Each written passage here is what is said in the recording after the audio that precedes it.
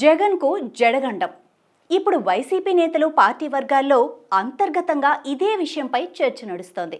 ఉగాది రోజు పంచాంగ శ్రవణంలో జాతకరీత్యా ఈ ఏడాది జగన్కు జడగండం ఉందంటూ చెప్పడంతో ఈ చర్చ మొదలైంది.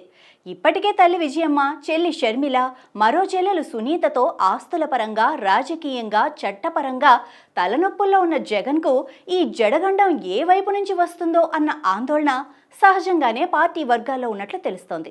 ఇంతకీ ఏమిటి జడగండం? ఎవరిది ఆ జడ? Watch this special story.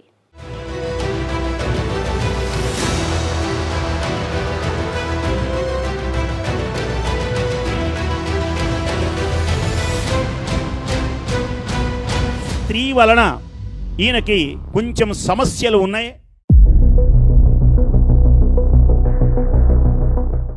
YCP అధినేత జగన్ విశ్వవసు నామ సంవత్సరంలో ఓ స్త్రీ కారణంగా ఇబ్బందులు ఎదుర్కొనున్నారా? జాతకం ప్రకారం ఆయనకు జడగండం పొంచి ఉందా అంటే అవునన్న సమాధానమే ఇస్తున్నారు ప్రముఖ సిద్ధాంతి నోరి నారాయణమూర్తి.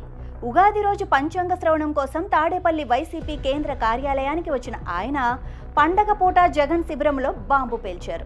పండగ రోజు పంచాంగంలో 4 మంచి మాటలు చెప్పాల్సింది పోయి అసలే త్రిశంకు స్వర్గంలో ఉన్న పార్టీలో కొత్త టెన్షన్ తీసుకొచ్చారు. తెలిసన్నారో తెలియకన్నారో, కావాలనే అన్నారో అనుకోకుండా అన్నారో, లేక నిజంగానే గ్రహస్థితులే అలాగున్నాయో తెలియదు కానీ మొత్తానికైతే జగన్కి జడగండం ఉందని తేల్చేశారు ఆ సిద్ధాంతి. ఈ జడ ఏమిటి, ఆ గండం ఏమిటి అనుకుంటున్నారా?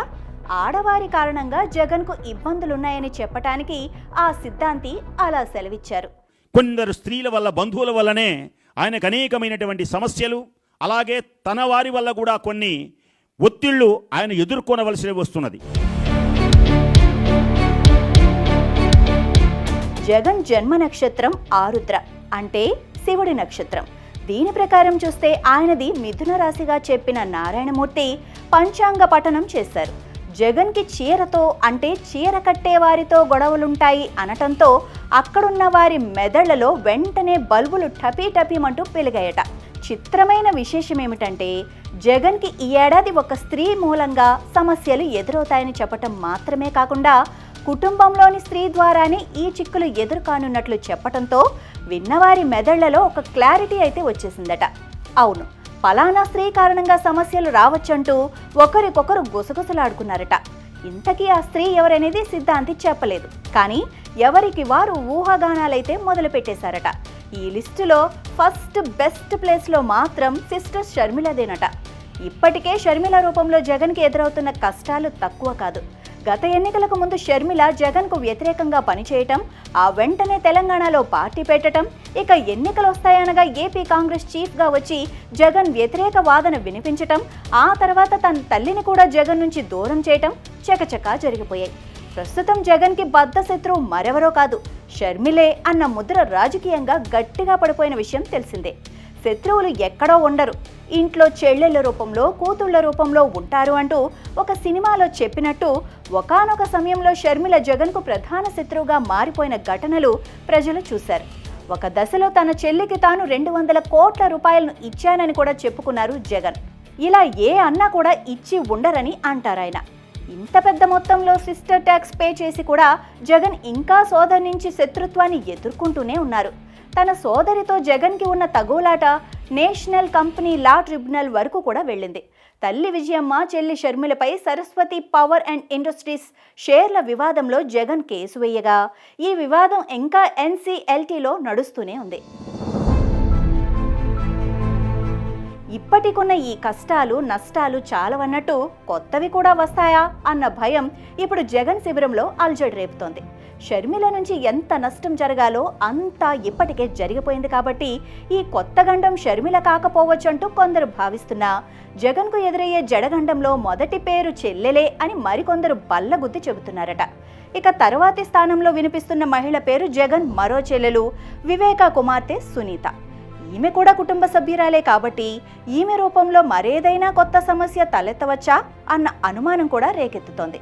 ఇప్పటికే తన తండ్రి హత్య కేసు వ్యవహారంలో ఆమె జగన్ని టార్గెట్ చేశారు.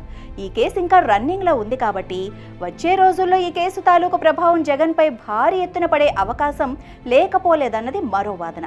షర్మిల శత్రుత్వం పవర్ తగ్గినా సునీత శత్రుత్వ ప్రభావం మాత్రం ఇంకా కొనసాగుతూనే ఉంది కాబట్టి ఆ సిద్ధాంతి చెప్పిన గండం సునీత ద్వారానే కావచ్చన్నది మరో అంచనా. ఇక జగన్ చుట్టూ ఉన్న స్త్రీమూర్తుల్లోని మరొకరు ఆయన జీవిత భాగస్వామి భారతిరెడ్డి. భార్య కాబట్టి ఆమె నుంచి గండం ఉండే ఛాన్స్ లేదనేది అన్ని వైపుల నుంచి వినిపిస్తున్న మాట.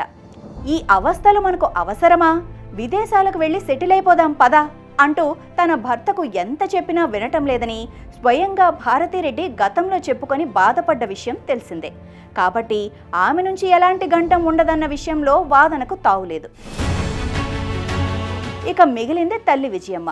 కొడుకును కాదని కూతురు షర్మిల వైపు మొగ్గు చూపుతూ ఆమె దగ్గరే ఉంటున్నారు. 2024 అక్టోబర్లో విజయమ్మ రాసిన బహిరంగ లేఖపై వైసీపీ నేతలు సైతం విమర్శలు గుప్పించిన పరిస్థితులు చూశాం. ఇప్పటికే ఆస్తుల విషయంలో ఎన్సీఎల్టీలో విజయమ్మ అఫిడవిట్ దాఖలు చేశారు. ఆస్తులను కుమార్తె షర్మిలకు సమానంగా పంచివ్వాలనే విధంగా విజయమ్మ చెప్పటాన్ని కొందరు తప్పుపడుతున్నారు. విజయమ్మకు షర్మిల విషయంలో కొడుకు మీద ఎంత కోపమున్నా ఆ కోపతాపాలన్నీ మొన్నటి 11 సీట్ల ఫలితంతో ముగిసిపోయాయని మరికొందరు అంటున్నారు. అయితే ఏదో కూతురు బలవంతం మీద ఇలా చెప్తుంది తప్ప జగన్కు ఏనాడు ఆమె గండం కాబోదని, ఎంత కాదనుకున్నా ఆమె జగన్కు కూడా తల్లి కాబట్టి అలా చేయదన్న వాదన కూడా సర్వత్రా వినిపిస్తోంది.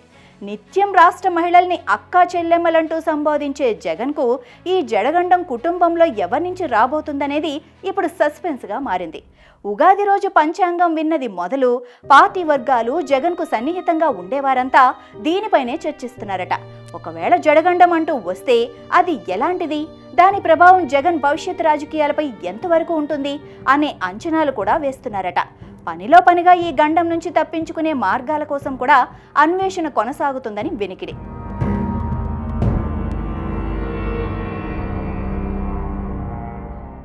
ఏదో పండగ పూట 4 మంచి విషయాలు చెబుతారని, తమ పార్టీకి నాయకుడికి కలిసొచ్చే అంశాలు మాట్లాడతారని సిద్ధాంతిని పిలిస్తే ఆయన కాస్త జడగండం అంటూ ఉన్న ప్రశాంతతను కూడా చెడగొట్టాడని వైసీపీ కార్యకర్తలు వాపోతున్నారట. కొంతమంది ఆ సిద్ధాంతిపై ఆగ్రహం కూడా వ్యక్తం చేస్తున్నారట. పనిలో పనిగా ఆయన చేసిన మంచి పని ఏంటంటే జగన్ మేక కాదు సింహం అని చెప్పటం. ఇక్కడే కార్యకర్తలు కాస్త ఊరట చెందుతున్నారట. ఆ సింహాన్ని ఢీకొట్టే ఆ శివంగి ఎవరో, గండంగా మారబోయే ఆ జడ ఎవరదో త్వరలోనే తేలుతుంది అంటున్నారట వైసీపీ క్యాడర్.